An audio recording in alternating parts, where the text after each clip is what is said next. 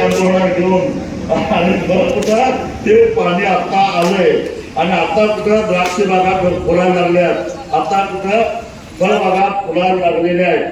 इथं जर का इंडस्ट्रियल कॉरिडॉर झाला तर इथल्या द्राक्ष शेतीचं काय होईल? ज्यांची जमीन जाणार नाही त्यांना मी विचारतो, त्या इथला पेरू असेल, बाकी अनेक डाळिंब असेल, या ऊस जरा त्यातल्या त्यात निवारा म्हणा, पण बाकीच्यांचं काय होईल हे लक्षात घ्या. एकूण या रस्त्याला 21,000 एकर जमीन जाणार आहे. त्यातले जवळजवळ 17,000 एकर ही बागायती जमीन आहे.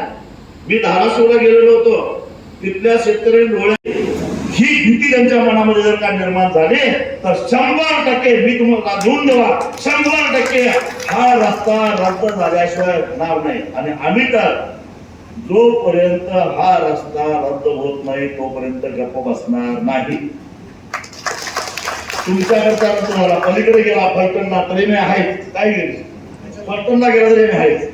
कारण महाराष्ट्राच्या डोक्यावर आधीच 9 लाख कोटी रुपयाचं कर्ज आहे आणि 10 लाख कोटी कशाला करायचं?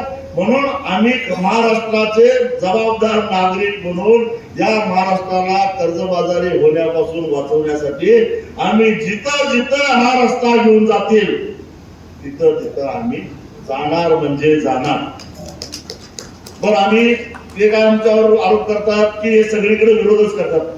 आम्ही सोलापूर रत्नागिरी हायवेला विरोध केला का? नाही केला. आम्ही सुरत चेन्नईला विरोध केला का? नाही केला. आम्ही इतर रस्त्याला विरोध केला का? नाही केला.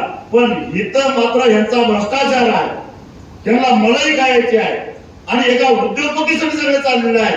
म्हणून आम्ही विरोध करणार. रक्ताचा शेवटचा थेंब असेपर्यंत आम्ही विरोध करणार ही आमची ठाम भूमिका ही लक्षात ठेवा. आणि म्हणून माझी तुम्हाला विनंती आहे की सगळे पक्षपेक्ष सोडून टाका. आता तुम्ही कुठल्या पक्षाचे आहेत ते मला देणं घेणं नाही. इथं आता 2च पक्ष राहिलेले आहेत. एक शक्तीपीठ महामार्गाचा विरोध करणारा पक्ष आणि एक शक्तीपीठ महामार्गाचं समर्थन करणारे, मिशीला खरकटा लागणाऱ्या भामट्यांचा पक्ष, असे 2च पक्ष इथे शिल्लक राहिलेले आहेत. तुम्ही कुठल्या बाजूला राहायचं ते ठरवा.